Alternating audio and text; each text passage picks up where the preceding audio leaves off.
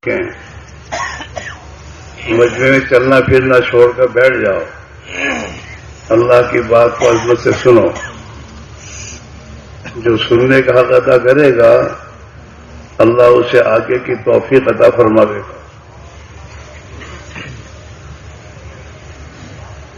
मिल मिल के बैठ जाओ, बीच में जगह न छोड़ो। प्यारे नबी की ये सुन्नत है, ईमान की मजलिस में बैठना मिल मिल के चाहिए, बीच में जगह नहीं छोड़नी चाहिए। हम अपनी नबी की इताअत करेंगे तो अल्लाह हमें हिदायत देगा।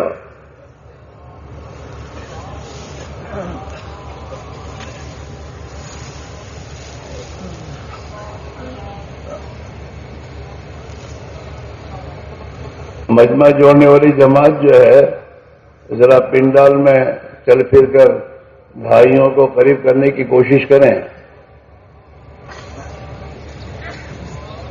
और बाहर भी थोड़ा सा चल फिर कर मजमे को जोड़ लें।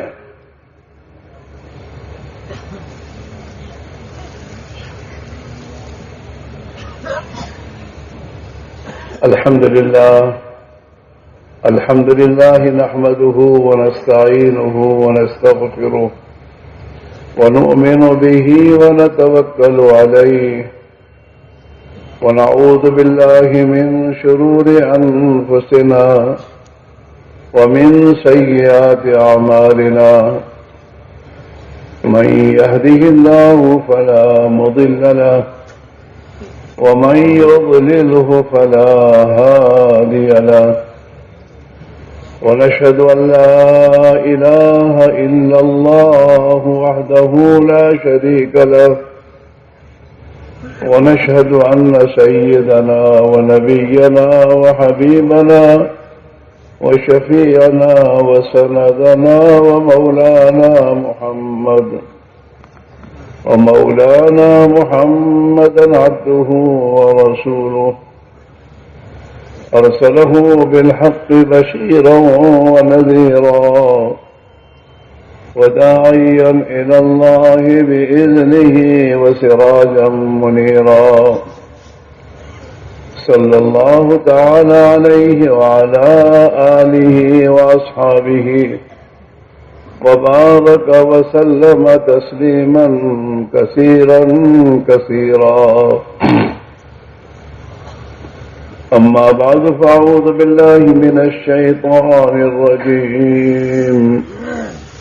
بسم الله الرحمن الرحيم. إن الذين قالوا ربنا الله ثم استقاموا تتنزل عليهم الملائكة ألا تخافوا ولا تحزنوا وابشروا بالجنة التي كنتم توعدون. نحن أولياؤكم في الحياة الدنيا وفي الآخرة ولكم فيها ما تشتهي أنفسكم ولكم فيها ما تدعون. نزلا من غفور رحيم. ومن أحسن قولا ممن دعا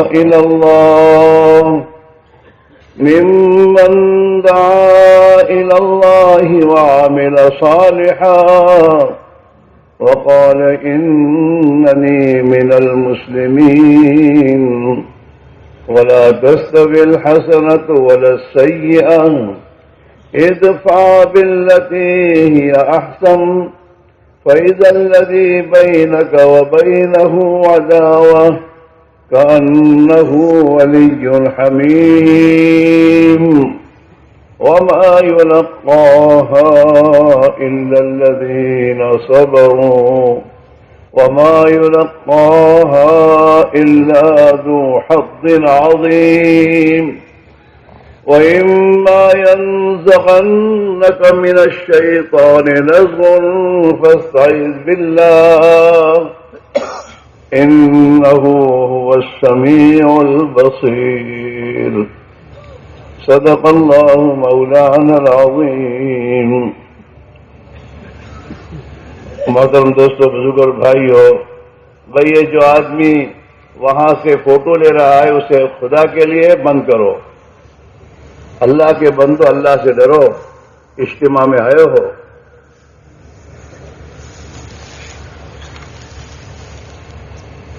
اجتماع کو میلہ نہ بناؤ۔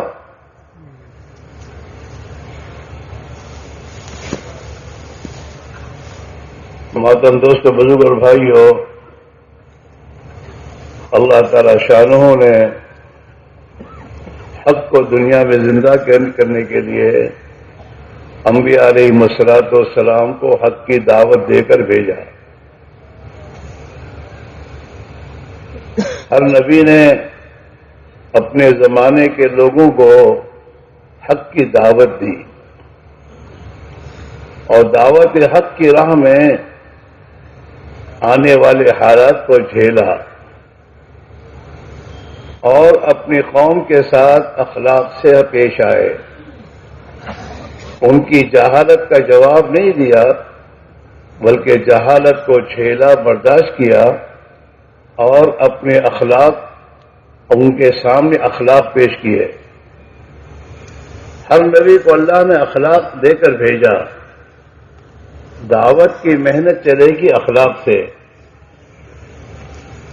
دعوت کی محنت کے لیے دعوت دینے والوں کی زندگی میں ایک بات تو جس چیز کی دعوت دے رہے ہیں ان کی زندگی میں ہونا چاہیے، اور دوسری بات یہ ہے کہ دعوت دینے میں نہ دنیا چاہیے نہ منصب چاہیے، اور تیسری بات یہ ہے کہ دعوت دینے میں جو اخلاق انسان میں ہونے چاہیے ان اخلاق کے ساتھ وہ دعوت دیں۔ اپنی دعوت پر کچھ نہ چاہنا، نہ اپنا کوئی منصب، نہ اپنا کوئی مقام، نہ دنیا، نہ پوڑیاں، نہ ٹھیکرے، نہ شکریہ، کچھ نہیں چاہیے، بڑائی نہیں چاہیے، بلکہ دعوت تو جتنا آدمی چھوٹا بن کر پیش کرے گا اپنے آپ کو کچھ نہ سمجھتے ہوئے اللہ کے لیے چھوٹا بن کر تواضع کے ساتھ اپنے بھائی کی ہمدردی اپنے دل میں لے کر اس کی خیر خواہی اور بھلائی کا دل میں جذبہ ہو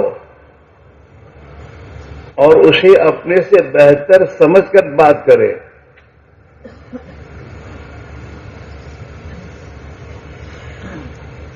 ہر آدمی میں خوبیاں ہوتی ہیں، اچھی صفات ہوتی ہیں، اگر ہم ان کی اچھی صفات کو دیکھ کر انہیں اپنے سے بہتر سمجھ کر بات کریں گے تو ہماری دعوت کا اثر ہوگا اور ہم میں بڑائی نہیں آئے گی،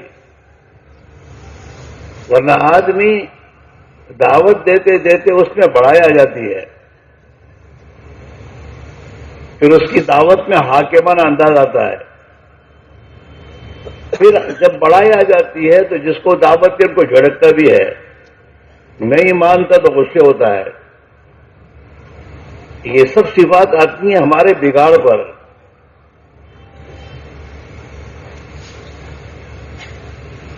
حالانکہ دعوت دیتے دیتے آدمی میں تواضع ہے، چھوٹا بننا، سب کے سامنے بچھ جانا،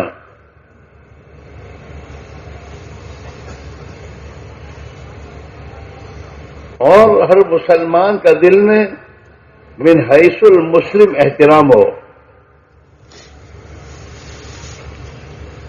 ایک تو آدمی میں دل میں احترام ہوتا حضرت ہے، وہ احترام آتا ہے، حضرت ہے، اللہ والے ہیں تو ان کا احترام دل میں آ جاتا ہے، لیکن امت کا وہ معمولی فرد جو مسلمان ہے اس کا من حیث المسلم دل میں احترام لانا بڑی کوشش سے آتا ہے۔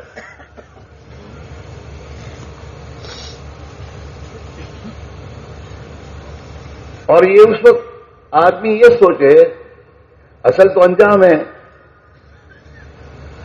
موت کے وقت میں کون ایمان کے ساتھ جاتا ہے اور کون بغیر ایمان کے جاتا ہے، اس کا تو کسی کو پتہ نہیں ہے۔ کیا پتا اس کی کون سی نیکی کون سی خوبی اللہ کو پسند آ جائے اور اللہ اسے ایمان کے ساتھ دنیا سے اٹھائے۔ اچھا یہ فطری چیز ہے، جو آدمی گنہگار اپنے آپ کو سمجھتا ہے وہ توبہ بھی کرتا ہے، اور جو آدمی اپنے آپ کو کہ میں تو نمازی ہوں، میں تو دعوت دینے والا ہوں اور میری تو قربانیاں ہیں، جب اپنے آپ کو بہتر سمجھنا شروع کرتا ہے تو یہ پھر توبہ کی طرف نہیں جاتا، اور اس کے مقابلے جو دوسرے ہوتے ہیں ان کی اس کے دل میں چھوٹائی آتی ہے۔ جیسا آج کا ہمارا نا، تو آج کل کا چھوکرا تو کیا سمجھے، میں پرانا ہوں، میں تو سے پہلے لگا ہوں، یہ بھی اندر کی بڑائی کا جذبہ ہی ہے۔ ہاں، ورنہ ایمان پر محنت کرتے کرتے اللہ کی بڑائی جتنی دل میں آتی چلی جاتی ہے، آدمی میں اپنی اتنی ہی چھوٹائی آتی ہے۔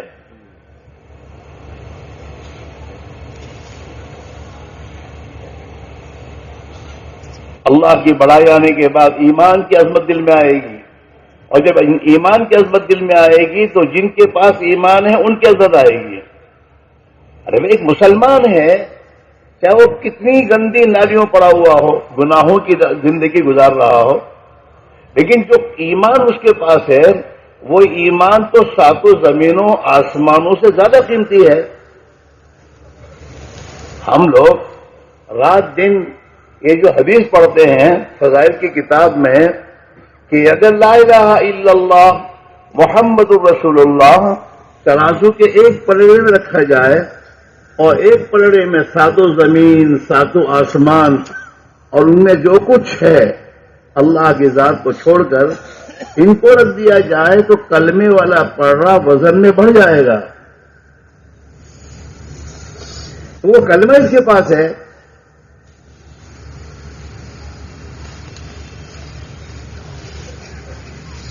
تو ہر مسلمان کو اپنے سے بہتر سمجھ کر اور اپنے سے اچھا سمجھ کر، اور یہ جو آدمی اگر یہ صفت آدمی میں آ جاتی ہے پھر تو یہ تو کامیاب ہے۔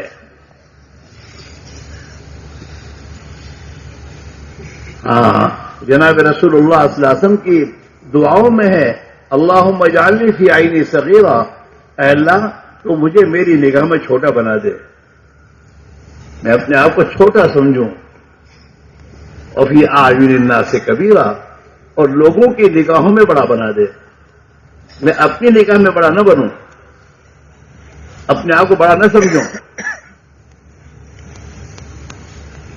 میں اپنے آپ کو چھوٹا سمجھوں۔ تو میرا عزیز میرے بھائیوں، حق دنیا میں چلائے حق کی دعوت سے، لیکن حق کی دعوت اپنی شرائط کے ساتھ وجود میں آئے گی تو اس کا نتیجہ ظاہر ہوگا۔ یہ بات صاف ہے، جب حق کی دعوت دنیا میں زندہ ہوتی ہے تو باطل کو زیر ہونا ضروری ہے۔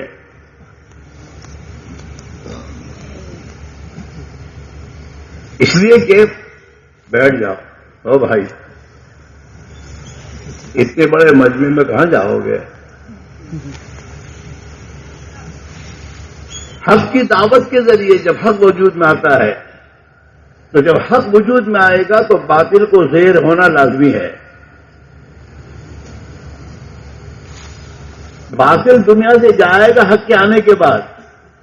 ہم کیا چاہتے ہیں؟ حق تو لانا نہیں، باقی حق کو غلبہ ہونا چاہیے، یہ نہیں ہوگا۔ قرآن پاک اس بات کو کہہ رہا ہے وَقُلْ جَاءَ الْحَقُّ وَزَهَقَ الْبَاطِلُ، حق آئے گا تو باطل جائے گا۔ گھر میں حق زندگی لاؤ گے تو باطل جائے گا،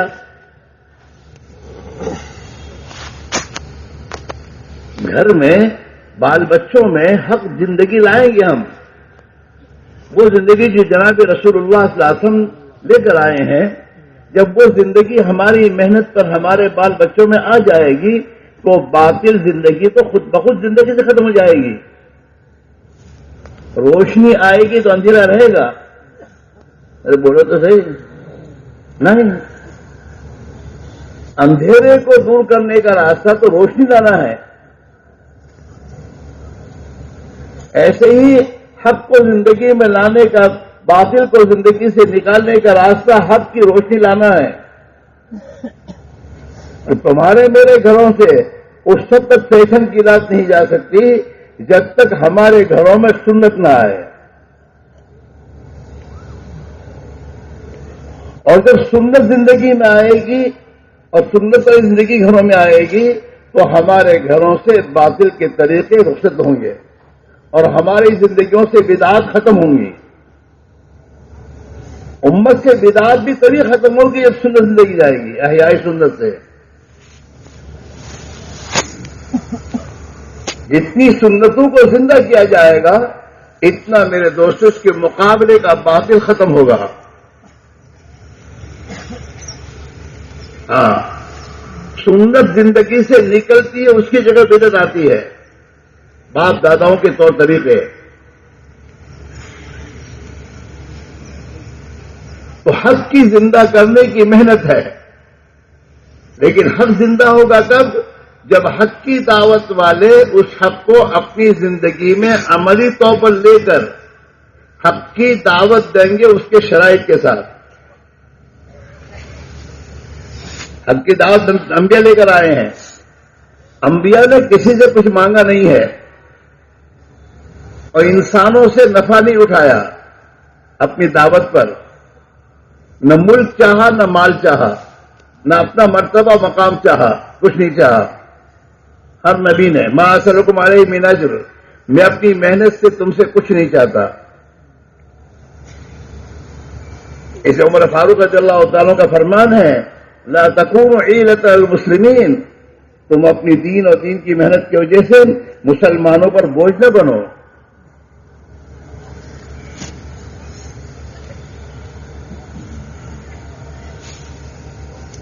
حضرت معاویہ صاحب رحمۃ اللہ علیہ نے اپنی دعوت کی محنت پہ سب سے پہلے کیا کہا؟ اپنی برتن لے کر نکلو اور اپنا کھانا ساتھ لے کے نکلو. کسی پر بوجھ؟ ہمیں ہمارے بڑوں نے ہدایات میں یہاں تک بات سمجھائی ہے کہ کسی بستی میں جاؤ تو ان سے چمچی کا مطالبہ بھی نہ کرو. بستی والوں سے اپنی ہر چیز کو ساتھ لے کے چلو.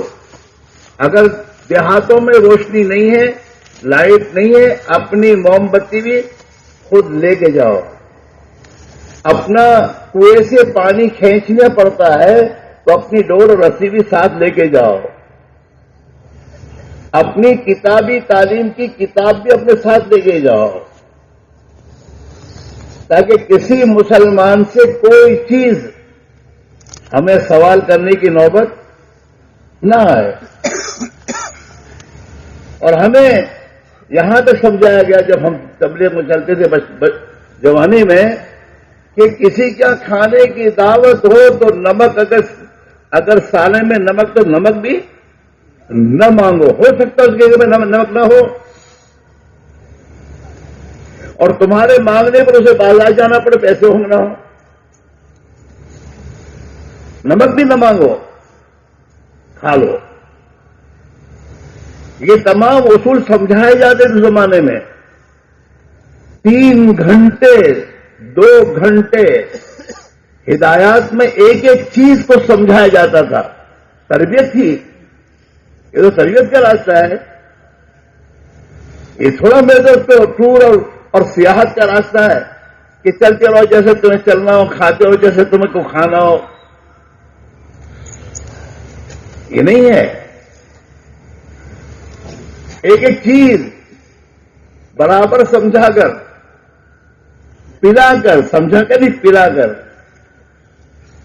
ہمیں آپ کے پرانوں میں ایک بات سنائی کہ حضرت مولانا یوسف رحمۃ اللہ علیہ نے ایک دن جماعتوں کی روانگی پوری تفصیل سے بیان کر کے جماعتوں کو روانہ کیا مسابقہ کر کے. پھر جماعتوں کو روانہ کرنے کے بعد حضرت منشی جی کے پاس آئے آفس میں. اب کہا کہ منشی جی آج جو جماعت میں اس سے مسافہ ہوا ہے اس کو روانہ کیجیے گا.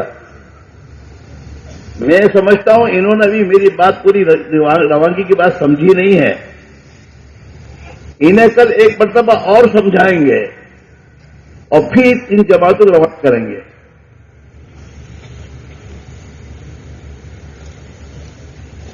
آج جو ہماری جماعتوں کی تربیت نہیں ہو رہی اس کی وجہ یہ بھی ہے کہ تربیت کی پوری بات سمجھائی نہیں جا رہی، تقریر کی جاتی ہے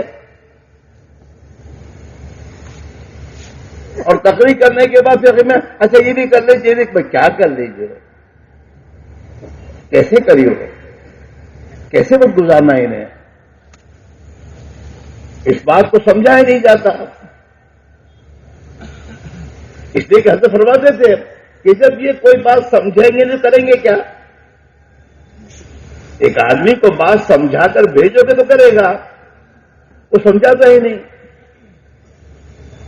بلکہ آج تو میں تو ہمارا حال یہ ہے کہ جو جماعت میں جانے والے ہمارے ساتھی ہوتے ہیں وہ روانگی کے وقت بیٹھتے بھی نہیں اور ہم اس کو لا کے بٹھاتے بھی نہیں. اس وقت روانگی اپنے بڑوں کی جو ترتیب ہے اس ترتیب پر ہماری روانگی آنی چاہیے، تفصیل کے ساتھ، چاہے وہ 3 دن کی جماعت ہو چاہے وہ 4 مہینے کی جماعت ہو. یہ بالکل نامناسب بات ہے کہ 3 دن کی جماعت کو بھیج دو کیوں؟ لیکن یہ اتنی جان مال لے کے نکل رہے ہیں تو 3 دن میں ان کو وہی بات سمجھانی ہے جو 4 مہینے کی جماعت کو سمجھانی ہے.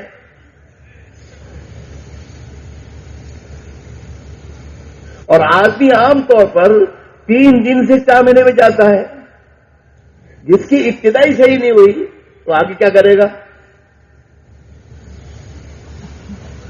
اور پہلے یہ بات تھی میرے دوستوں کہ 3 دن والوں کو بھی بہت بات سمجھا کے جب بھیجا جاتا تھا تو بعض مرتبہ 3 دن میں آدمی بند کرا جاتا تھا.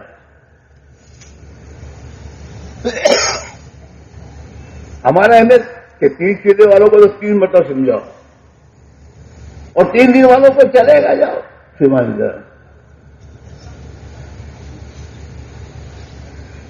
پہلے تو 3 دن پورے لگتے ہی نہیں اور 3 دن کی روانگی پوری ہوتی نہیں تو وہاں جا کر 3 دن صحیح لگتے نہیں اور جو 3 دن میں صحیح وقت نہیں لگانا سیکھا وہ چلے میں ویسے ہی چلتے جیسے 3 دن چلا ہے، 4 مہینے میں ایسے ہی چلتا ہے. یہ بہت بڑی غلطی ہماری ہے.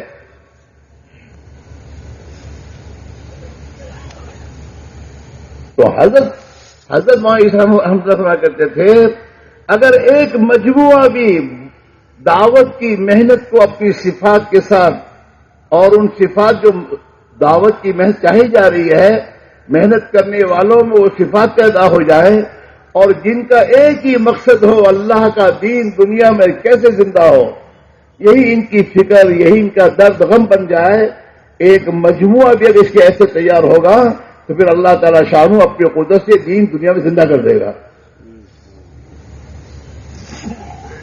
اور یہاں تک فرماتے تھے کہ جن کے حق میں ہدایت ہوگی اللہ انہیں ہدایت دے دے گا اور جن بد نصیب لوگوں کی مقدر میں ہدایت نہیں ہے اور وہ حق کی راہ میں رکاوٹ بنیں گے تو خدا اپنی قدرت سے انہیں ختم کرے گا.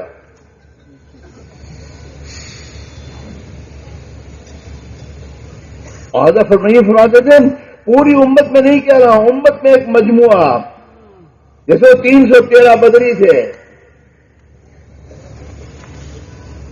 ان 313 کی میرے دوستوں قربانی پر اللہ نے حق کے دنیا میں زندہ کرنے کا فیصلہ کیا.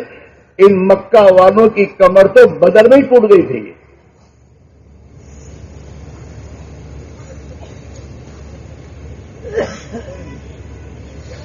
ہاں حضرت فرماتے رحمت اللہ علیہ کہ دیر ہماری طرف سے ہے، اللہ کی طرف سے نہیں ہے. اللہ تو یہ چاہتا ہے میرے اتنے بندے تیار ہو جائیں، اپنے آپ کو ان صفات پر لے آئیں اور میرے دین کی محنت کے لیے جس قربانی کی ضرورت ہے یہ قربانی پوری کر دیں، میں ہدایت دنیا میں زندہ کر دوں گا. لیکن ہمارے میں کمزوری ہے، معاف کرنا. ابھی تو ہمارے جو ساتھی اپنے آپ کو ذمہ دار سمجھ رہے ہیں وہ بھی اپنے دین کی جو آخری درجے کی ترتیب حضرت نے بتائی اس پر نہیں ہے. مہینے کے 3 دن کی پابندی ان کی نہیں ہے، مقامی محنت میں 2.5 گھنٹے کی محنت کی پابندی ان کی نہیں ہے، اور سالانہ چلے کی ترتیب کی پابندی ان کی نہیں ہے۔ حالانکہ حضرت وہاں عیسیٰ فرمایا کرتے تھے اب تو امت میں اس بات کو چلاؤ کہ ہر کام کرنے والا سالانہ 4 مہینے کی ترتیب پر آئے، مدنی ترتیب پر۔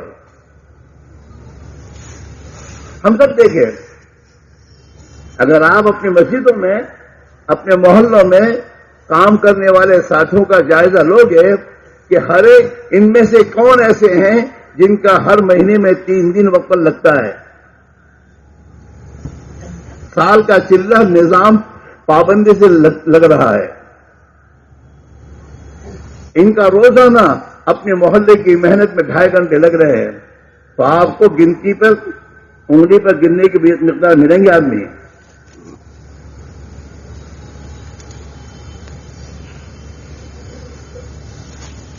ہم زیادہ سمجھ سے محنت بہت ہو رہی ہے، حالانکہ بستیوں میں جماعت میں نکلنے والے کی تعداد مشکل سے 10% ہوگی، مشکل سے 10%، اور ان 10% کے اندر یہ حال ہے۔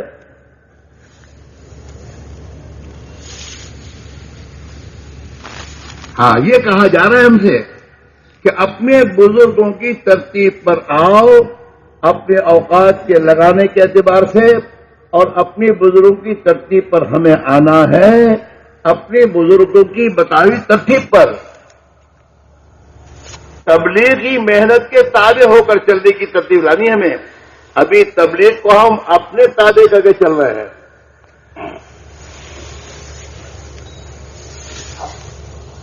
مہینے کے 3 دن لگانے کا وقت آیا، دنیا کا کام آ گیا، تو 3 دن پیچھے ہو گئے۔ ہماری بھی ترتیب ہے، اور ہمارے بزرگوں کی کیا ترتیب ہے کہ مہینے کا ہفتہ طے کر لیا، اب اس ہفتے میں کوئی بھی دنیا کا کام آئے اسے قربان کر کے اس کو مقدم کرو، اور اپنے 3 دن کے بابا آپ تو دیکھیے گا جو ہمارا ساتھی اپنے وقت پر 3 دن پابندی سے لگا رہا ہے، اس کے ساتھ لوگ جڑتے جائیں گے، اور اس کی 3 دن کی جماعت میں آدمی بڑھتے جائیں گے، اور جس کا 3 دن کا نظام متعین نہیں ہے، جاتا ہے نہیں جاتا ہے، آگے پیچھے ہو جاتا ہے، اس کی جماعت 3 دن کی بننی مشکل رہے گی۔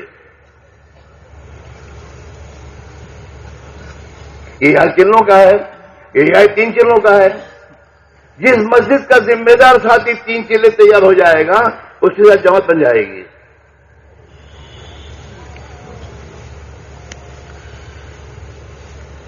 بیرون کے مسئلہ بھی ایسا ہے۔ میں اپنے یہاں کہا کرتا ہوں کہ مولوی صاحب امیر صاحب نہیں ہے، میں کہا امیر کہاں تلاش کیا؟ مسجد میں کوئی نہیں ہے۔ میں کہا تم کون ہو؟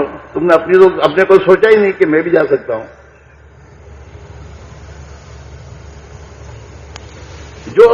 جو سوچنے والے خود اپنے بارے میں سوچتے ہی نہیں کہ بھئی جماعت کا تقاضا ہے اور جماعت میں آدمی کو جانا چاہیے، ہمیں قربانی دینی چاہیے، وہ باہری بات تلاش کر تو باہر کا ملے گا۔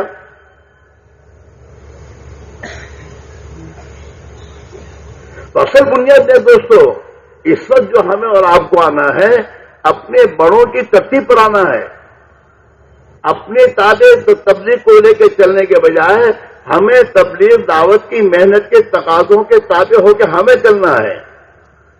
اور یہ بات صاف ہے کہ جو بھی اللہ کے دین کے تقاضوں کو مقدم کر کے چلے گا، اللہ تعالیٰ اس کی مدد کرے گا، اور اللہ اس کی دنیا کی ضرورتوں کو آسان کر دے گا۔ دین کے تقاضوں کو پورا کرنے والے اور اللہ کے دین کے تقاضوں کے بنیاد پر میرے دوست دنیا کو مؤخر کرنے والے اور آخرت کو مقدم کرنے والے جو لوگ ہوتے ہیں، اللہ دنیا کو تو ان کے قدموں میں ڈالتا ہے۔ اور میں نہیں کہہ رہا، یہ حدیث کہہ رہی ہے کہ جس کا فکر آخرت بن جائے اور اسی کے لیے سفر کرے اور اس کی محنت کے ساتھ زندگی گزارے، اللہ تعالی شانہ اس کے دل کو غنا سے بھر دیں گے، ٹینشن کی زندگی اس سے خود دور کر دیں گے، پہلی بات۔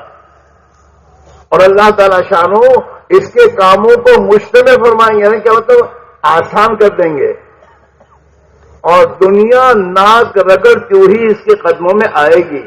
اتت الدنیا وہی راغمہ، یہ حدیث کے الفاظ ہیں کہ دنیا ناک رگڑتی اس کے قدموں میں آئے گی،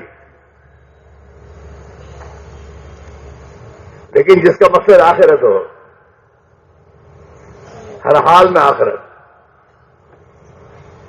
آخرت کی بنیاد پر آدمی کو فاقے برداشت کرنا ہو تو نوبت آئے فاقے برداشت کرے گا۔ مجھے تو آخرت چاہیے، آخرت کی بنیاد پر اس کی دنیا کا نقصان ہو برداشت کر لے گا، کہ دنیا کا نقصان وقتی ہے، آخرت کا نقصان ابدی ہے۔ صحابہ نے اپنے آپ کو اس ترتیب پر چلایا ہے۔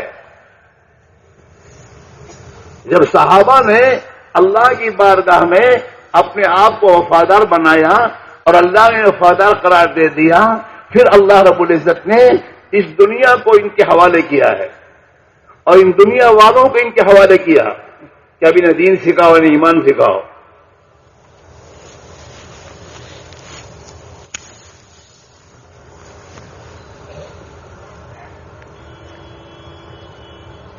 ہمیں تو میرے دوستوں، ہم میں تو اپنے بھائی کو معاف کرنے کی بھی صفت پیدا نہیں ہوئی ہے، دشمن کو تو کیا معاف کرے گا مسلمان؟ اور صحابہ کو ایمان کی محنت کرتے کرتے اور اللہ کے وعدوں پر یقین پیدا ہونے کے بعد دشمن تک کو معاف کر دینا آسان ہو گیا۔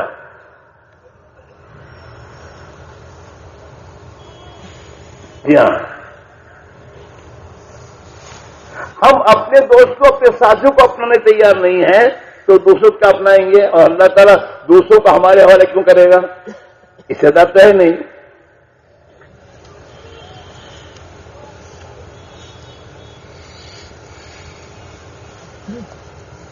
اللہ نے ایک عظیم محنت دی ہے، اس عظیم محنت کی عظمت دل میں آئے۔ میرے عزیز میرے بھائیوں، اللہ کا مطالبہ تو ہم سے یہ ہے کہ اللہ کی دین کی محنت کی محبت ہمارے دلوں میں اپنے ماں باپ، بھائی بہن، بیوی بچے، کاروبار، گھر، ان سب سے زیادہ اللہ کے دین کی محنت کی محبت ہمارے دل میں پیدا ہونی چاہیے۔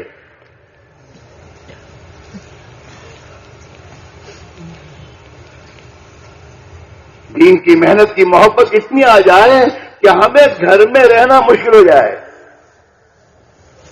کاروبار میں جانا مجاہدہ بن جائے، اور دین کے تقاضے ہر وقت ہمارے آنکھوں کے سامنے پھرے۔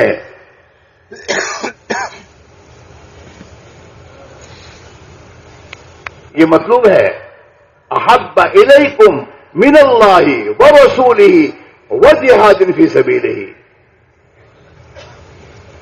کہ تمہارے بیوی بچے اور تمہارے ماں باپ اور تمہارے بھائی بہن اور تمہارا خاندان اور تمہارے گھر کی راحتیں اور تمہاری تجارت میں کمی آنے کے خطرے، یہ سب کے مقابلے میں اللہ کے رسول صلی اللہ علیہ وسلم اور اللہ کے دین کی محنت کی محبت ان سب سے زیادہ ہو جائے۔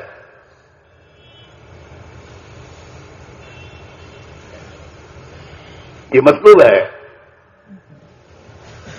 اور یہ ہم میں آئے گی تو ہم سے نیچے والوں میں جائے گی۔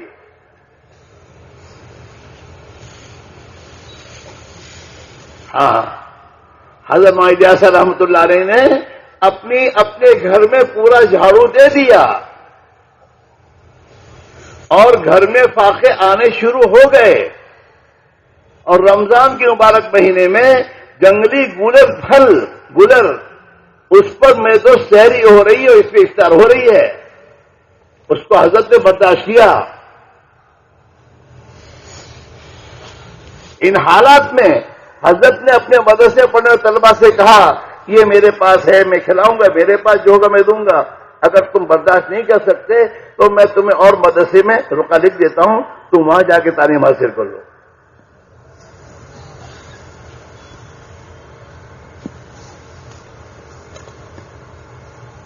اپنے گھر کے برتن تک بیچ دیے حضرت نے.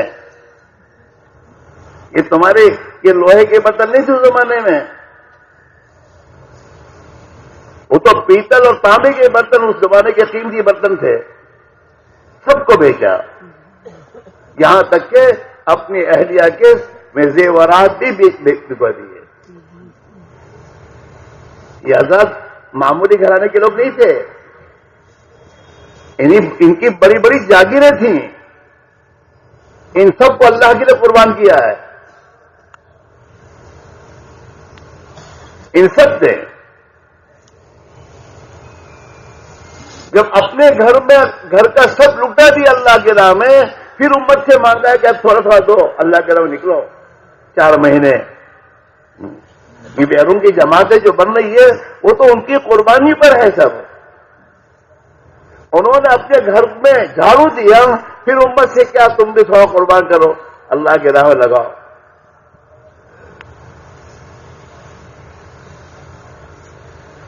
اسی میرے بھائی میرے عزیزو، اصل تو ہمیں اپنے آپ کو بنانا ہے، ہم میں یہ صفات پیدا ہوں، ہم میں اللہ کے دین کے مٹنے کا درد و غم پیدا ہو، جو ہمیں چین سے گھر بیٹھنے نہ دے، دکان پر چین سے نہ جانے دے. جیسے ایک آدمی اس کے گھر میں اس کی بیوی کو بیماری ہوتی ہے، سخت بیماری، تو وہ اپنے گھر سے جاتا ہے کاروبار میں تو وہاں پہ اس کو اس کی فکر ہوتی ہے. جہاں کہیں ہوتا ہے اس کو فکر ہوتی ہے. دین کا درد و غم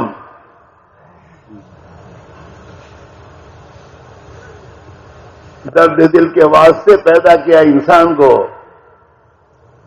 ورنہ طاعت کے لیے کچھ کرنے سے کر لو بیاں، سجدے تلاوت اور نماز اور مدد تو فرشتے پورے 7 آسمان کو میں تو گھیرے ہوئے خدا زندگی کے لیے ہے.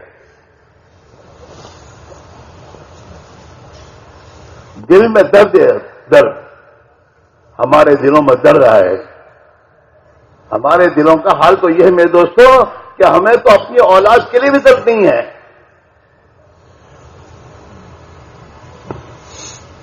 ہماری اولادیں نماز چھوڑ رہی ہیں، ہماری اولادیں جماعتیں چھوڑ رہی ہیں، ہماری اولادیں دنیا کی فیشنوں کو اختیار کر رہی ہے، اور ہمیں ذرا بھی درد نہیں ہے.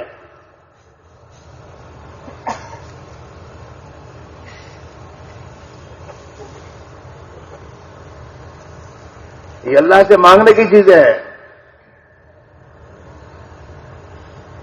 اور یہ آئے گی قربانی سے. جیسے حضرت مولانا یوسف صاحب فرمایا کرتے تھے کہ بھائی قربانی ہماری کمن اور کیفین دونوں لائن سے قربانی ہماری بڑھنی چاہیے. اور فرماتے تھے کہ ہمارا ہر ساتھی اپنے خروج کا وقت طے کرے اور اس وقت وہ نکل جائے. اور حضرت تو یہاں تک فرماتے تھے کہ قمری ترتیب پر وقت لگاؤ، شمسی ترتیب پر نہیں. قمری ترتیب پر چاند کے حساب سے وقت لگنا چاہیے. پھر دیکھو چاند کے حساب سے چلہ کبھی ٹھنڈی میں آئے گا، کبھی گرمی میں آئے گا، کبھی اینڈ سیزن کے وقت آئے گا. پھر یقین بنے گا کہ اللہ کریں گے، اور اللہ ہی کرتا ہے اور اللہ کرے گا.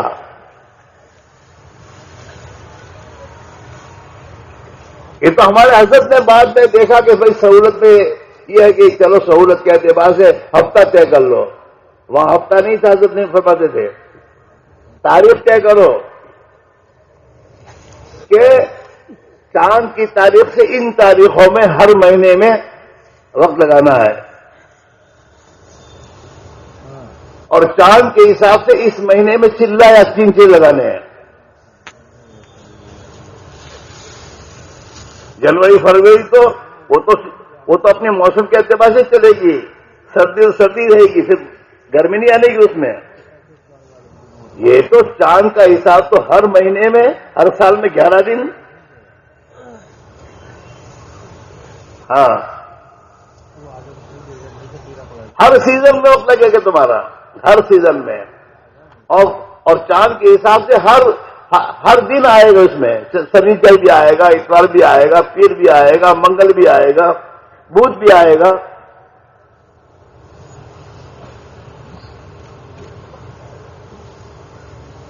وقت کی تعین کے ساتھ پھر اندر میں تو کیفیت بنے گی۔ اب چلہ سیزن میں آ رہا ہے تو سیزن کا یقین نکلے گا، جائے گا تو ابھی دیکھ رہے سیزن کے بعد جاؤں گا، اس کے ہمارے کہ سیزن میں مجھے ملے گا، سیزن کے بغیر اللہ پہ نظر نہیں آئی۔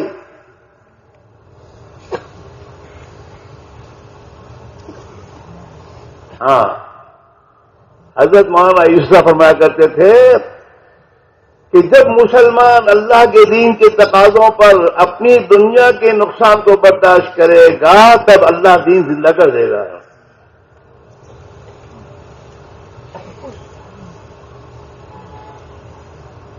یہ پرانوں کا مجمع ہے، اپنے علاقوں میں کام لے کے چلنے والوں کا مجمع ہے، ان کو پہلے اس بنیاد پر آنا پڑے گا۔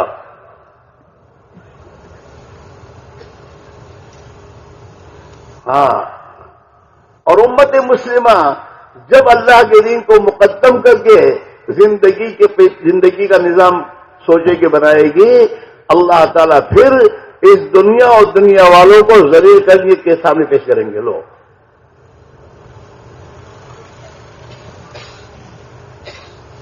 اور اگر یہ مسلمان دنیا کو مقدم کرے گا تو اللہ تعالیٰ دنیا کو اس کے سر پر سوار کرے گا۔ جیسا آج ہمارا حال ہے، پریزاد دعا کر، ٹینشن۔ مسلمان ٹینشن بولتا ہے؟ جس کی نگاہ اللہ پر ہے، اللہ کے لیے کیا مشکل کوئی چیز ہے؟ یہ ٹینشن اللہ نے ڈالا اس لیے ہے، اس مسلمان نے اپنے مقصد حیات کو پیچھے کیا ہے۔ ہم تبلیغ کا کام کرتے لیکن مقدم نہیں کیا ہم نے اس کو۔ ٹھیک ہے، وقت بھی لگ جاتا ہے، تین چلے، لیکن وہ اپنی ترتیب پہ لگ رہے ہیں۔ ہم نے دین کو مقدم نہیں کیا۔ ہم میں سے بہت سے وہ ہوں گے جن کی رکعتیں جاتی ہوں گی، تکبیر تحریمہ کا تو بات کی بات ہے، اپنے دنیا کے کاموں کے لیے نماز کی رکعتیں جاتی ہوں گی، اور بہت سے ایسے بھی ہوں گے جو بغیر جماعت کے نماز پڑھتے ہوں گے۔ تو ہم نے دین کو کیا مقدم کیا؟ اور صحابہ کی صفات تو قرآن بیان کر رہا ہے، رجال لا تلہیہم تجارت ولا بین ذکر اللہ، یہ تو ایسے مرد ہیں کہ ان کی تجارت اور کاروبار انہیں اللہ کی اطاعت سے غافل نہیں کرتے۔ خود ابن مسعود غالباً فرماتے ہیں کہ میں نے دیکھا کہ جب مؤذن اللہ اکبر یہ اذان شروع ہوئی تو مدینہ کا پورا بازار خالی ہو کر مسجد میں جاتا تھا۔ ان لوگوں کے بارے میں یہ آیت نازل ہوئی ہیں۔ یہ تو ایسے مرد ہیں کہ دنیا کی مشغولی، تجارت، کاروبار انہیں اللہ کی اطاعت سے غافل نہیں کرتا۔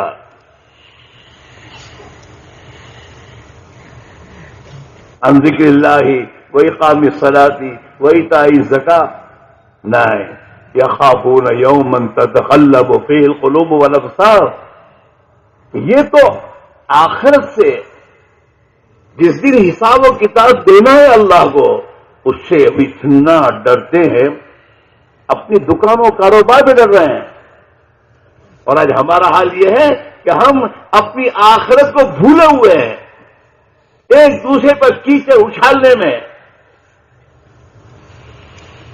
غیبت، بہتان، سارا سال جن کے وقت لگے ہیں جماعتوں میں، لیکن جہاں آپس میں ذرا سی میرے دوستوں اختلاف ہو گیا، ایک دوسرے کے خلاف کیچڑ اچھالیں گے، غیبتیں کریں گے، بہتان لگائیں گے، اور کبھی نہیں سوچیں گے میں آخرت میں اللہ کو کیا جواب دوں گا،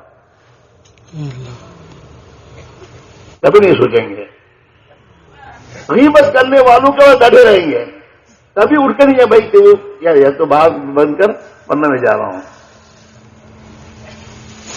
اور جو ایسی مجلسوں میں بیٹھتا ہے ان کا ساتھ دیتا ہے، اللہ کیا اتنا ہی گنہگار ہے جتنا غیبت کرنے والا گنہگار ہے.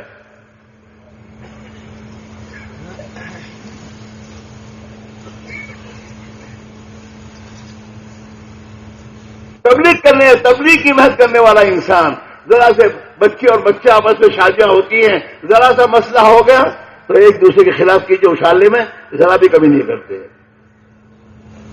اب کبھی نہیں سوچتے کہ مجھے مرنا ہے، مجھے اللہ کو جواب دینا ہے. آخرت کا استعداد نہیں ہے. اور صحابہ کاروبار میں ہے، بازاروں میں ہے، اور بازاروں میں ان کے دلوں میں اس کا استحضار ہے کہ مجھے اللہ کے سامنے پیش ہونا ہے، جہاں مجھے اللہ کو حساب دینا ہے. یخافون یوما تتقلب فیہ القلوب والابصار، ایک ایسا سخت دن حساب کا آنے والا ہے جس دن آدمی کی آنکھیں الٹ پلٹ ہو جائیں گی. اس لیے میرے دوستوں، حضرت مولانا الیاس صاحب رحمۃ اللہ علیہ کے ملفوظات میں بات دیکھی کہ بھئی تبلیغ کا کام کہیں ہو رہا ہے، اس کی کیا علامت ہے؟ تو فرمایا جس مقام پر دین کی محنت کرنے والوں کی زندگیوں میں یہ 6 نمبر آ رہے ہوں تو سمجھو کہ تبلیغ کا کام ہو رہا ہے. اگر یہ پورے ہیں، خالی ہیں، چاہے کتنا ہی نکالتے رہیں، ابھی تک تبلیغ کا کام شروع نہیں ہوا.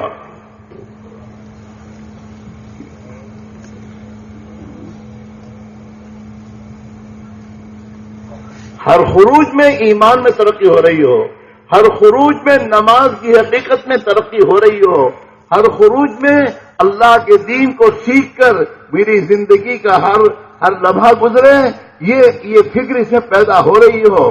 علم کا نمبر اسی لیے ہے کہ ان لوگوں میں اللہ کے دین کی تحقیق کر کے زندگی گزارنے کا جذبہ پیدا ہو.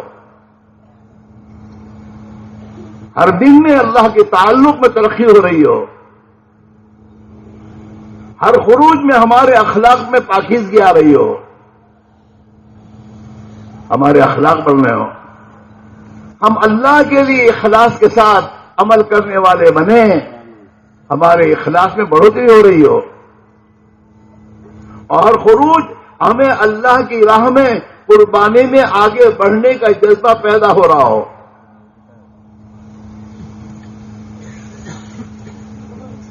6 نمبر. ابھی ہم حضرت مولانا کے بیان میں پڑھ رہا تھا، اس میں حضرت فرمایا کہ حضرت مولانا الیاس صاحب رحمۃ اللہ علیہ نے یہ 6 باتیں وہ رکھی ہیں جو ہمارے بس میں کرنا ہے. اگر مسلمان ان 6 باتوں کو کرنے پر آ جائے گا تو جو اس کے بس میں نہیں ہے خدا اس کے اوپر اس کو زندہ دنیا میں کر دے گا.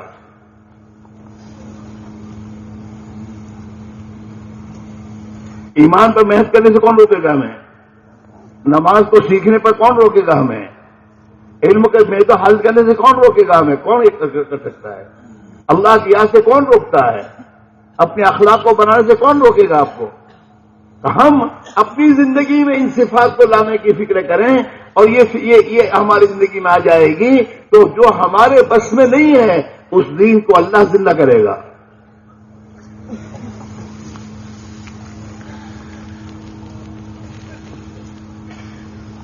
اس لیے میرے عزیز دوستو بھائیوں، یہ دعوت کی عظیم محنت، ہاں اللہ کے فضل سے ہمیں اللہ نے اس میں لگنے کی توفیق دی ہے،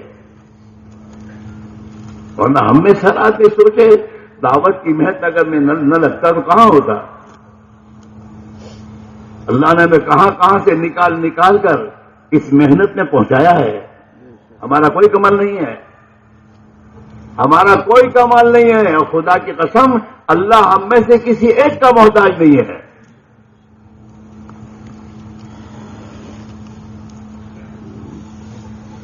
اور اللہ قرآن پاک میں صاف کہہ رہا ہے یمنون علیک ان اسلموا، اے پیارے نبی یہ آپ پر احسان جتلاتے ہیں کہ مسلمان ہو گئے. اللہ تمنوا علیہ اسلام کو آپ کہہ دیجیے ان سے کہ تم اپنے مسلمان ہونے پر میرے پر احسان نہ جتلاؤ.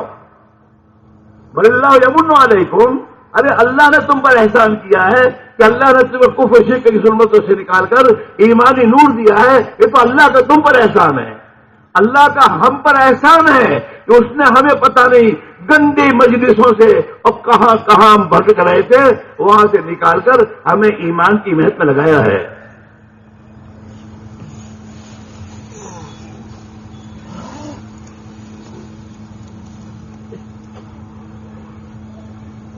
اسی میرے بھائی میرے عزیزو، تنہائی میں بیٹھ کر آدمی اپنا حساب کرے. ہمیں دوسرے کا حساب دینے سے منع کیا ہے، لیکن اپنا حساب تو خود کرنا چاہیے. تو کہاں ہے؟ کہاں تھا؟ اللہ نے تجھے پہنچایا ہے. تیری کیا ذمہ داری ہے؟ اس ذمہ داری میں تیری کیا کوتاہی ہے؟ اگر آدمی اپنا حساب کرے تو پھر آدمی کے لیے سنبھلنا آسان ہے.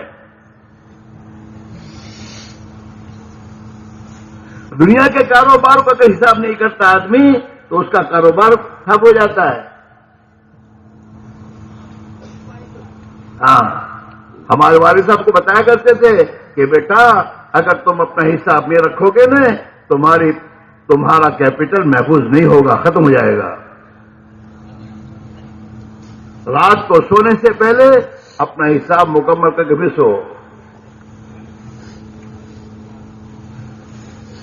ہاں،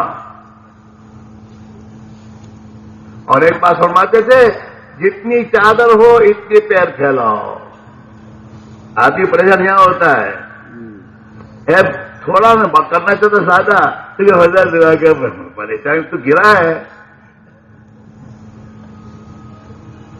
فرماتے تھے جتنی چادر ہو اتنی پیر پھیلاؤ. اور تیسری بات فرماتے تھے بیٹا بیٹھ کر سونا اچھا ہے، کھڑے کھڑے سونے کی کوشش کرو تو ہڈیاں ٹوٹ جائے گی. آہستہ آہستہ دنیا میں چلو. ایک دم لکھپتی کروڑپتی بننے میں پھر مرو گے. آج کل ہو رہا ہے نا، آج کا آج مالدار ہو جاؤں پھر فقیر بنتا ہے، پھر مارے مارے پھرتا ہے، دعائیں کراتا رہتا ہے. تو دنیا میں تو آہستہ چلنا ہے اور دین میں تیز چلنا ہے.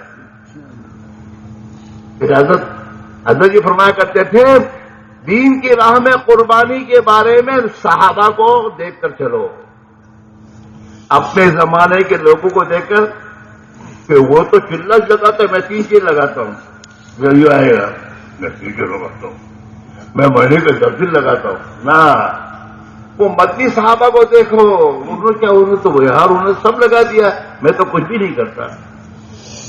اگر صحابہ کی قربانی کو سامنے کر چلو گے تو اپنی قربانی تمہیں کم معلوم ہوگی، آگے بڑھو گے. اپنے زمانے کے لوگ دیکھے چلو گے وہ تو نماز 5 کی پڑھتا ہے، میں تو عشاء بھی پڑھتا ہوں، میں تو تہجد بھی پڑھتا ہوں. یہی مرے گا آدمی.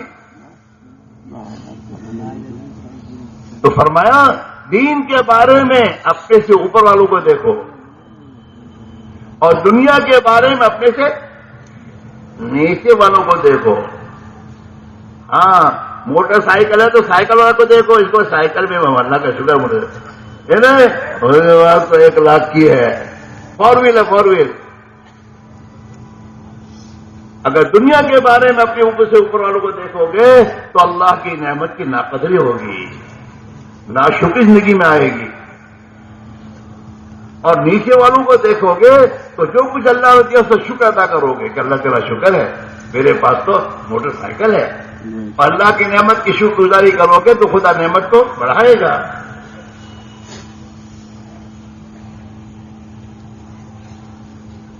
اسی لیے بھائی میرے عزیزو، اس وقت کی ضرورت ہے یہ مجمع اپنے بزرگوں کی ترتیب پر اپنے آپ کو ڈالے. کام کرو، کام، باتیں چھوڑو.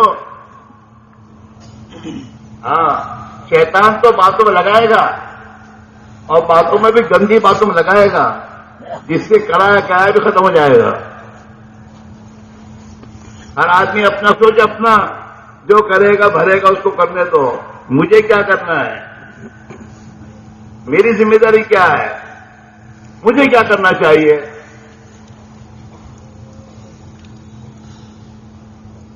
ہاں، آپس میں ساتھ میں بھی اختلاف ہو تو اختلاف کے وقت صحابہ نے کیا کیا ہے؟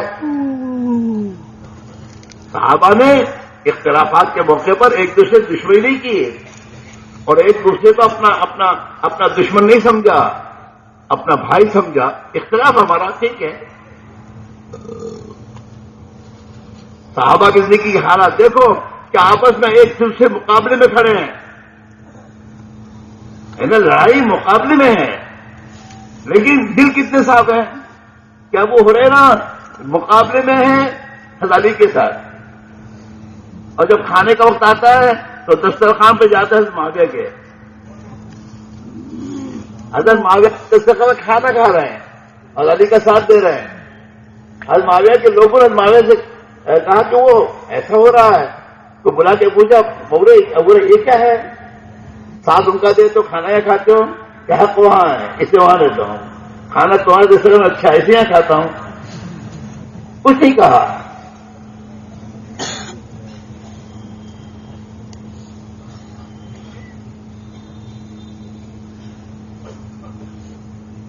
یہ صحابہ کی زندگی سے اصول ملتے ہیں کہ ایسے اپنے کیا کرنا. یہ نہیں آتی چڑھا لڑا ایک دوسرے کے خلاف. وہ تو موت کے بعد تو چلے گا سب کو. جھگڑوں میں نہ پڑو، کام کرو کام.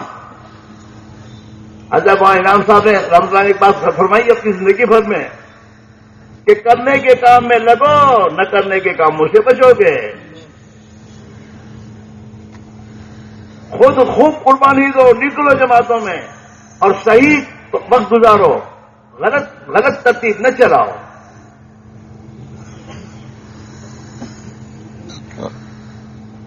ہاں، ہمارے دوسرے قاری محمد بدر عالم کا واقعہ ہے.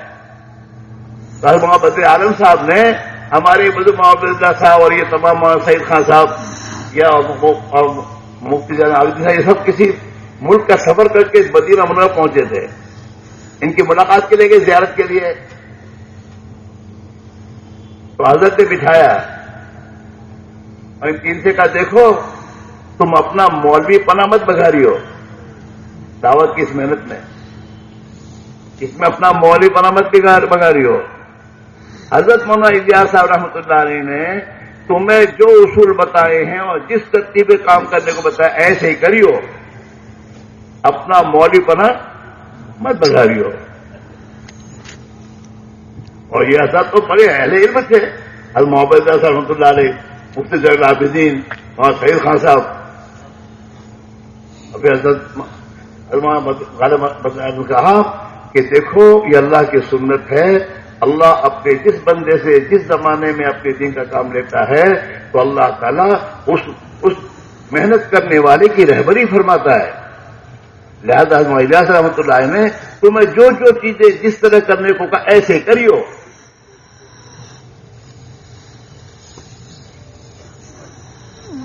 ہاں، اس محنت کے لیے حضرت نے بڑے قربانیاں دی ہیں، اپنے خاندان کو بہت قربان کیا ہے. ہمارے تینوں بزرگوں نے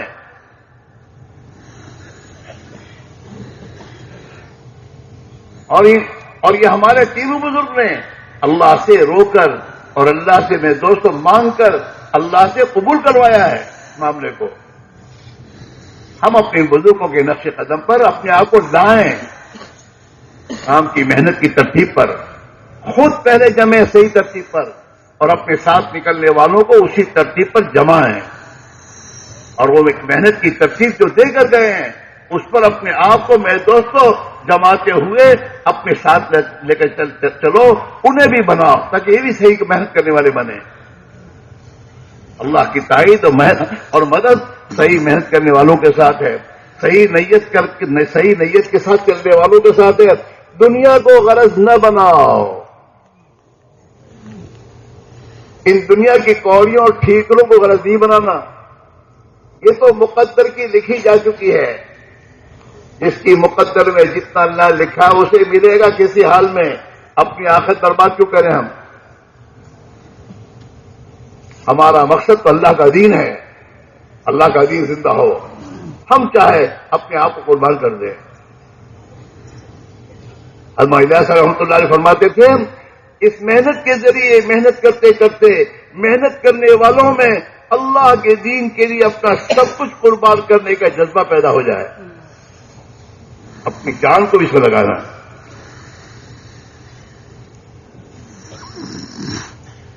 محنت صحیح ترتیب پر ہم زندہ کریں گے۔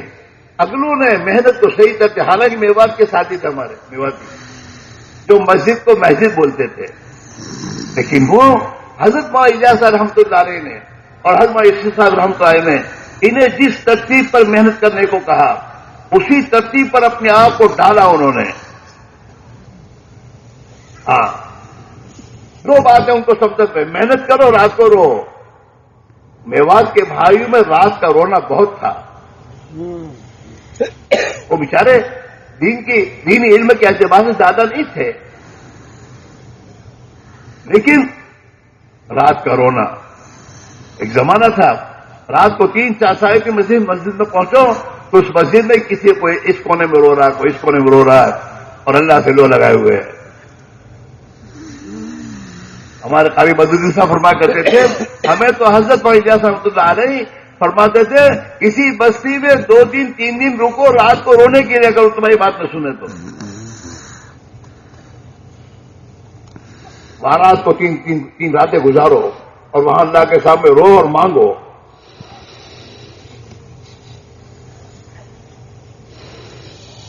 اس ترتیب پر آنا ہے۔ اپنے اوقات کی حفاظت۔ ہم لوگ جو ہیں بازاری بن گئے، بازاری، ہمیں بازاروں میں جی لگتا ہے، اس لیے رات کو تہجد میں اٹھنا مشکل ہو جاتا ہے۔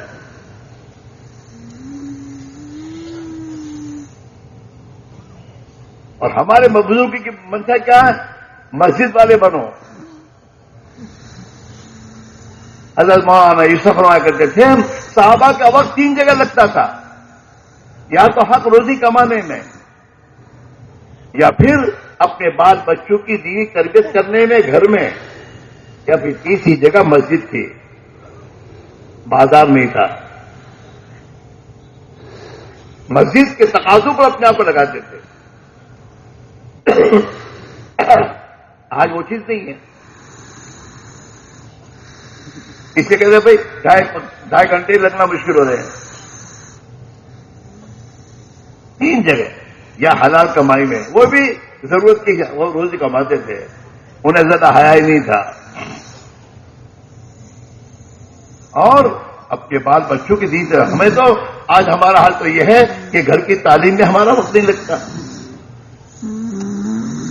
گھر والی کر لیتی ہے، گھر والی اپنی توبہ کرے گی، تمہارے بچے تو تم اگر تعلیم میں حاضر رہو گے تو پھر تمہارے بچے کتنے اہتمام سے جڑیں گے۔ ماں کا تو بچے کہاں مانتے زیادہ۔ ہماری حاضری ہو، ہم بھی حاضر ہوں، ہمارے اولادوں کو لے کے بیٹھے ہوں، اور روزانہ پابندی سے ہمارے گھر کی تعلیم ہو رہی ہو۔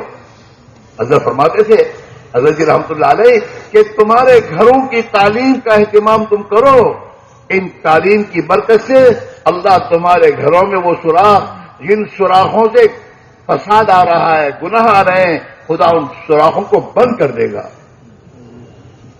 یہ معمولی نہیں ہے۔ اور فرماتے تھے فضائل کی تعلیم یہ ایمان کو پانی پہنچاتی ہے۔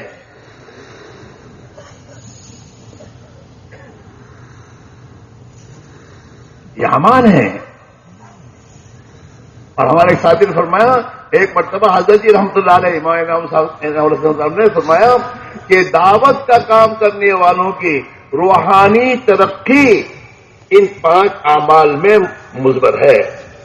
یہ اپنے 5 اعمال روزانہ کے جو بتائے جا رہے ہیں، دعوت کی محنت، تعلیم کے حلقوں میں بیٹھنا، اور میرے دوستوں اپنے گھر کی تعلیم کرنا، اور اپنے گشتوں میں اپنے آپ کو پابند بنانا۔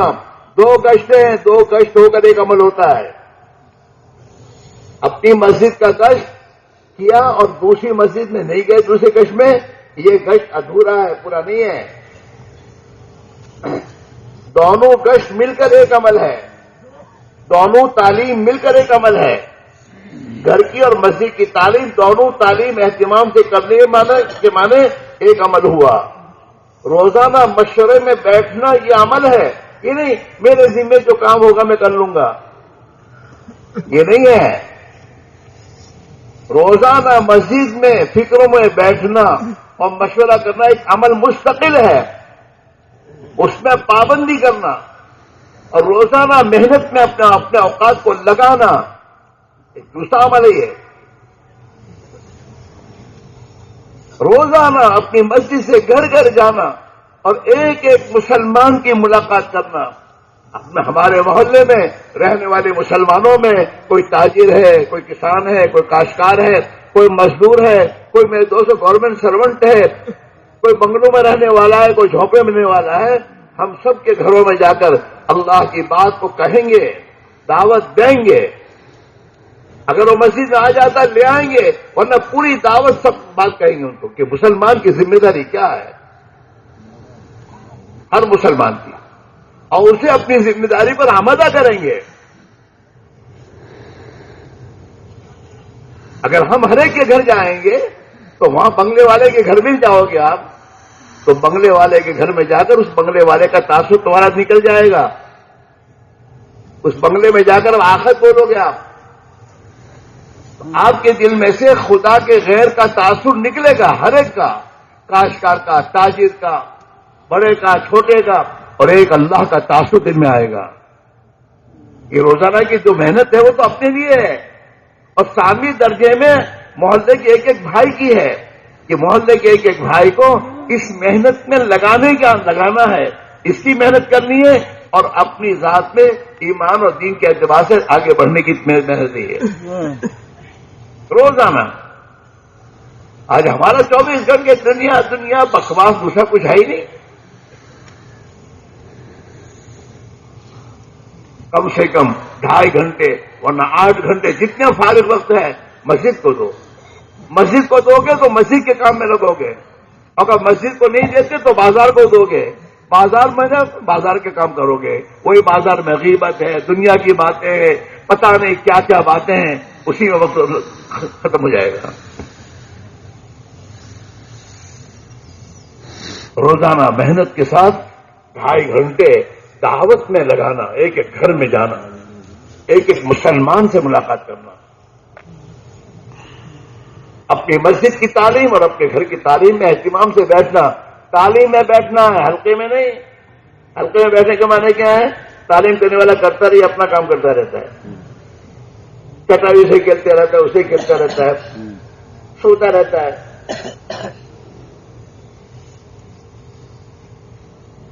تعلیم کا عمل ہے، اس عمل کو اہتمام اور عظمت سے سننا، چاہے وہ حدیثیں کئی مرتبہ ہم سن رہے ہوں، لیکن اللہ کے نبی کی حدیث ہے، اس کو جتنا عظمت سے سنے گا اور نیت بنا کر سنے گا کہ مجھے اللہ عمل کی توفیق دے دے اور مجھے اس اپنے کلام کا اور اپنے نبی کے کلام کا نور میرے دل میں اتار دے، تو ہر وقت حدیث کا نور اسے ملتا رہے گا. اور جتنا یقین دل میں بنے گا اتنا عمل میں میرے دوستوں مضبوطی آئے گی. ہاں، جن لوگوں کے دلوں میں تکبیر تحریمہ کی حدیث کے نور اتر گئے نا، وہ تو 20 22 سال سے تکبیر تحریمہ نہیں چھوٹی ان کی.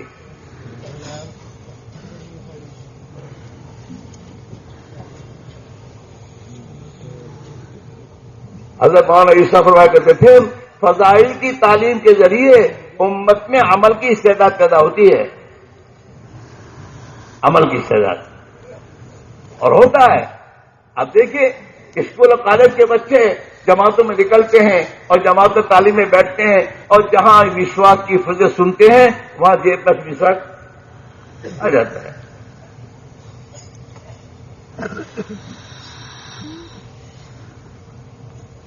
جی ہاں، یہ میرے دوست فضائل کی تعلیم. اور 2 گشت، عمومی 2 گشت، ایک اپنی مسجد کا گشت اور ایک دوسری مسجد میں گشت کرنے جانا، وہاں اس محنت کو زندہ کرنے کے لیے. یہ 2 گز مل کے ایک عمل ہے. اور مہینے کے 3 دن اپنی مسجد سے محنت کر کے اپنے ساتھ جماعت بنا کر 3 دن نکلنا. حضرت جی مولانا صاحب فرمایا کرتے تھے رحمۃ اللہ علیہ کہ دیکھو ہر مسجد کا ہر ساتھی 27 دن محنت کر کے اپنی مسجد سے 10-12 آدمی کو تیار کر کے اللہ کی راہ میں نکلے.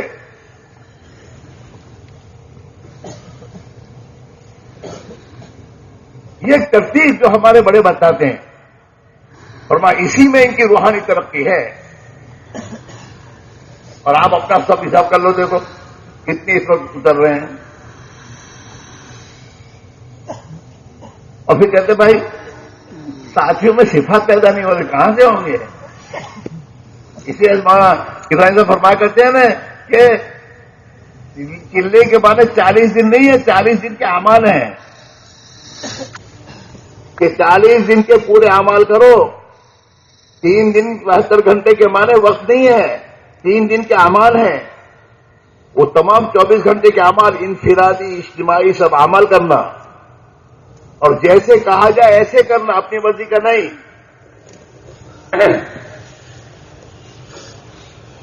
ہاں تعلیم کا وقت ہے، حضرت نہانے جا رہے ہیں تو کیوں نکلے ہو پھر؟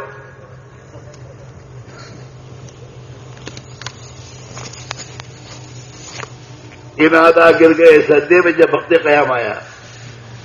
ایسا حال ہے مسلمان کا، چاہے کتنا ہی پرانا ہو، اگر اس میں تعلیم کی عظمت آئی ہوگی نا، وہ کبھی تعلیم کو نہیں چھوڑ سکتا.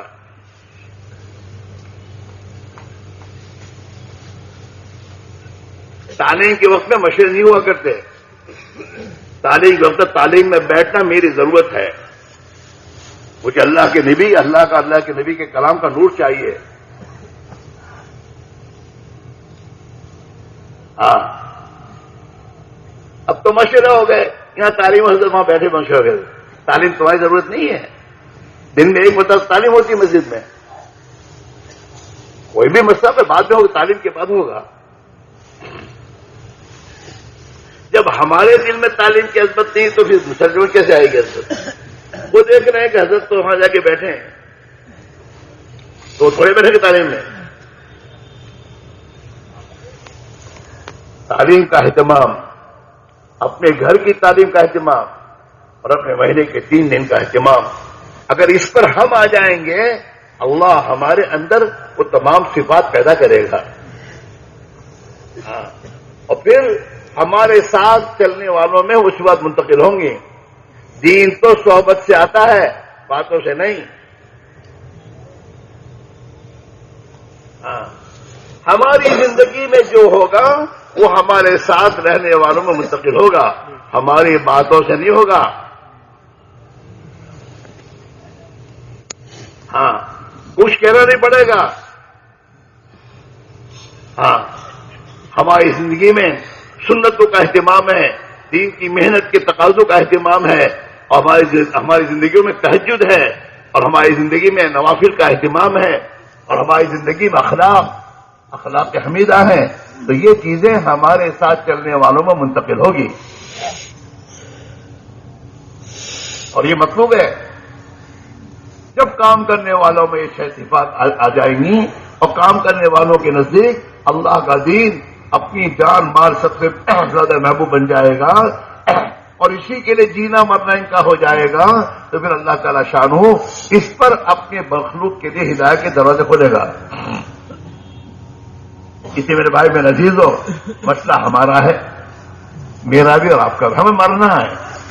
روزانہ تھوڑی دیر سوچا کرو اے اسماعیل تجھے مرنا ہے، تو یہ اللہ کو جواب دینا ہے. اللہ تجھے پوچھے گا تو کیا بن کے آیا ہے، تو کیا بن کے آیا ہے. ہر آدمی پر اپنی میرے دوستوں اپنی اصلاح فرض ہے. اپنے اندر سے کینہ نکالنا، بغض نکالنا، مسلمان کے بارے میں میرے دوستوں غلط فہمی زنی کو نکالنا، اپنے اندر کی جو کمیاں ہیں خرابیاں ہیں اس کو نکال کر بھلائی اور اچھائیاں اور اخلاق حمیدہ لانا. یاد رکھو قیامت کے دن اللہ اپنے حق کے بارے میں معافی کا دروازہ کھول دے گا. کہ میرے حق معاف. بندوں کے حقوق کے بارے میں اللہ تعالیٰ معاف نہیں کرے گا جب تک بندے معاف نہ کریں. اور لکھا علماء نے کہ فقہ کی کتابوں میں 2/3 حقوق العباد ہیں. 2/3 اور 1/3 جو ہے اللہ کے حقوق میں ہے. ہمیں شیطان نے دھوکہ دے رکھا. میں تو پابندی سے نماز پڑھتا ہوں کہ عبادات ہیں. عبادات بے شک عبادت دین میں ہے، لیکن عبادات کے بعد معاملات اور معاشرت جس کا تعلق مخلوق سے، مخلوق کے خدا سے ہے، یہ اس سے زیادہ اہم ہے. لیکن معاملات اور معاشرت کی درستگی بھی کب ہوگی؟ یہ عبادات درست ہوں گے. یہ بھی ہے. حضرت ہمارے فرمایا کرتے تھے پہلے عبادات میں دین آئے گا، پھر عبادات سے دین جائے گا معاملات میں، اور معاملات کے بعد معاشرت میں، اور معاشرت کے بعد اخلاق. یوں ہے ترتیب. ایمان کی دعوت اور محنت، اس ایمان کی دعوت اور محنت کے نتیجے میں عبادات زندہ ہوں گی. جب عبادات پر محنت کر کے عبادات میں محنت زندگی میں آئے گی تو پھر اب معاملات کا دین آئے گا. جتنا ایمان بنتا جائے گا پھر معاملات کے بعد معاشرت کا دین آئے گا، اور پھر اخلاق آئیں گے. اخلاق پھل ہیں. ہاں، درخت میں پھل پہلے نہیں آیا کرتے، پھل بعد میں آیا کرتے ہیں. اللہ نے قرآن پاک میں کلمہ طیبہ کی مثال کو میں درخت سے تعبیر کیا ہے. مثل کلمۃ طیبۃ کشجرۃ طیبۃ اصلها ثابت وفرعها فی السماء تؤتی اکلها کل حین باذن ربها. پہلے درخت کا تنا ہوتا ہے، پھر شاخیں ہوتی ہیں، پتے ہوتے ہیں، پھر میرے دوستوں پھول ہوتے ہیں، پھر پھل آتے ہیں. پھر پھل میں مٹھاس آتا ہے. ایمان پر جتنی محنت ہوگی قربانی کے ساتھ، ایمان دل کی گہرائی میں بہتر جل پکڑے گا، اور جتنا ایمان جل پکڑے گا اتنی عبادات میں جان آئے گی. پھر اور پتے معاشرت. ہاں، اور میرے دوستوں اس کے بعد پھل آئیں گے اخلاق کے، اور اس اخلاق کے پھلوں میں مٹھاس آئے گا اخلاص کا. چلیے کمی ایمان کی محنت سے تبدیل. ہاں، اس لیے میرے بھائی میرا عزیزو، ہم سب اپنا حساب کریں. ہم حساب کریں. موت سے پہلے میں کہتے تھے ہر آدمی کو اللہ نے موت سے پہلے ایک نادر موقع دیا ہے زندگی. اس نادر موقع کے ہاتھ سے نکلنے کے بعد پھر موقع ہاتھ نہیں آئے گا. تو فرماتے تھے تیری زندگی کی ریل میں تیری بیوی 40 سال سے بیٹھی ہے، تیرا کاروبار 50 سال سے بیٹھا ہے، تیرے بچے 30 سال سے بیٹھے ہیں. اپنی زندگی کی ریل میں اللہ کے دین کو بھی سوار کر لے. پھر فرماتے تھے یہ سب تیری موت کے وقت اتر جائیں گے. بیوی بھی ساتھ نہیں دے گی، بچے ساتھ نہیں دیں گے، تیری دنیا یہی رہ جائے گی. ایک یہ شریف مسافر ہے اللہ کا دین، یہ تیرے ساتھ قبر میں جائے گا، وہ تیرا ساتھ دے گا، حشر میں ساتھ دے گا، اور تجھے جنت میں داخل کر کے چھوڑے گا. اس کو سوار کر تیری زندگی کی ریل میں. اس کو سوار کرنے کی ضرورت ہے. ابھی ہم نے سوار نہیں کیا ہے، بہت کم کیا ہے. اس پر آؤ اور لاؤ امت کو. ہاں، امت کے حالات اس وقت تک نہیں بدل سکتے جب تک یہ امت اپنے آپ کو نہ بدلے. یہ بے دینی کے شکار ہے. یہ خدا کے غیر کا تاثر لیے ہوئے ہے. اس کے دل میں خدا کے غیر کا خوف ہے. اور ایمان کا تقاضا یہ ہے کہ تیرے دل سے خدا کا تاثر پہلے نکال اور ایک اللہ کی ذات عالی کا تاثر لا. اس کی بڑائی، اس کی عظمت، اس کا خوف دل میں لا. یہ پہلا مطالبہ ہے. اور دوسرا مطالبہ اس سے ہے اللہ کی عبدیت کی زندگی گزار. اور تیسری بات یہ ہے اللہ نے تجھے نبی کی امت میں پیدا کیا ہے، خاتم الانبیاء والمرسلین کی. تیرے ذمے ہے کہ اللہ کا یہ سچا اور پکا، یہ سچا دین دنیا کے انسانوں کی زندگی میں کیسے آئے. اس کے لیے تیری سوچ ہے، اس کے لیے تیرا فکر ہے، جان اس کے لیے، مال اس کے لیے، اولاد اس کے لیے ہے. جان مال اولاد دین کے لیے اور کسی کے لیے نہیں ہے. اس پر خود آنا، طبیعت پر لینا. جب طبیعت پر لوگے اور ذمہ داری سمجھو گے تو پھر اس ذمہ داری کے سمجھنے پر خدا مدد کا دروازہ کھولے گا. حدیث پاک کا جو مفہوم ہے المعونۃ علی قدر المعونہ، آدمی جتنی دین کی ذمہ داری اٹھائے گا اللہ اس کی اتنی مدد کرے گا.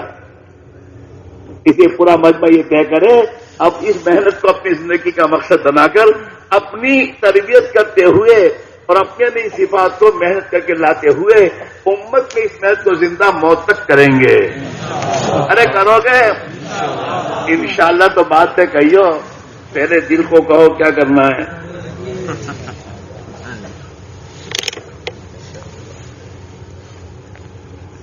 پہلے دل کو کہو کہ اب تک تو یار زندگی کہاں کا کھپ گئی. اب تو یہاں سے طے کر کے جانا ہے کہ دین کے کام کو مقدم کریں گے، دنیا کے کام کو پیچھے کریں گے، اور اپنے بڑے جتنے جس ترتیب پر ہمیں بتا کے گئے ہیں اس ترتیب پر اپنے آپ کو ڈالنا ہے اور امت کو لے کر چلنا ہے، اور اس کے لیے اپنے آپ کی اپنی قربانی دینی ہے. اس پر اس کو تیار کرو، پھر اللہ کے بھروسے انشاءاللہ کہو گے اللہ تعالیٰ تمہارے اندر کے فیصلے پر تمہاری مدد کر کے آسان کر دے گا. اندر کا فیصلے کا نام ارادہ ہے. اندر کا فیصلہ پھر اب انشاءاللہ کہنا برابر ہے. اندر کا کوئی فیصلہ نہیں انشاءاللہ کہتے ہو تو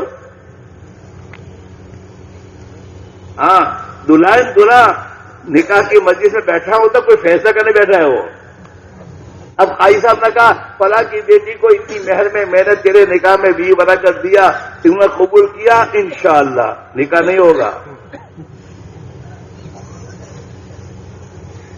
پہلے فیصلہ کرنا پڑے گا کہ میں نے اس کو اپنے نکاح میں قبول کیا. اب بات میں انشاءاللہ کیا بات ہے، پہلے سے فیصلہ کرنا ہوگا. ایمان بھی فیصلے کا نام ہے. ایمان فیصلے کا نام ہے. لا الہ الا اللہ محمد الرسول اللہ کلمہ ایمان پڑھا، کیا مطلب؟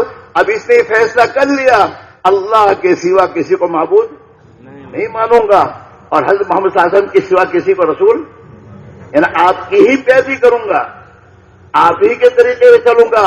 نہ خاندان کی بات مانوں گا، نہ حکومت کی بات مانوں گا، نہ کسی لیڈر کی بات مانوں گا، نہ کسی دوست کی بات مانوں گا. اللہ کے نبی کی بات مان کے چلوں گا. یہ فیصلے کا معنی ایمان ہے. ایسے ہی ایمان کی محنت کا فیصلہ کرنا ہوگا آپ کو کہ کرنا ہے، اور پھر اگر میرے دوست انشاءاللہ کہو گے اللہ تمہارے اندر کے فیصلے پر آسان سے آسان کر دے گا. جیسے مسلمان جمعہ کی نماز پڑھنے والا مسلمان، جمعہ کی نماز پڑھنے والا مسلمان جمعہ کی نماز پڑھنے کا فیصلہ کرتا ہے کہ جمعہ کی نماز تو کسی حال میں نہیں چھوڑوں گا، پڑھوں گا. تو اللہ تعالیٰ اسے جمعہ کے دن مسجد میں بٹھا دے، آ جا میرے بندے، میرا گھر کھلا ہوا ہے. 5 تک کی نماز پڑھنے والے سے پہلے آگے بیٹھ جاتا ہے. مسجد میں کون لایا اس کو؟ اللہ لائے. کس بات پر؟ فیصلے پر کہ جمعہ کی نماز تو کسی حال میں نہیں چھوڑوں گا. جمعہ کی نماز ہے نا، جمعہ کے دن مسجد کے دروازے پہ کھڑے ہو کے جمعہ کی نماز پڑھنے والے مجھ سے اتنا پوچھو ذرا کہ بھائی اسماعیل اللہ تعالیٰ قبول فرما، آئندہ جمعہ کی نماز پڑھنے آؤ گے تو آنکھیں نکالے گا. کیوں پوچھتا ہے؟ اگر آپ نے دوسری ہمت کیا نا کہ آپ بھائی جواب تو دے، پہلے تو جاتے جاتے رک جائے گا کہ کتنے حصہ پوچھتا ہے، یعنی اس کو تعجب ہوگا. اگر دوسرے لوگ پوچھو گے نا کہ تیرے باپ کی مسجد ہے کیوں پوچھتا ہے؟ میں مسلمان نہیں ہوں، جمعہ کی نماز بھی نہیں پڑھوں گا. اس فیصلے پر اللہ نے اس کو جمعہ کی نماز کے آسان کر دیا.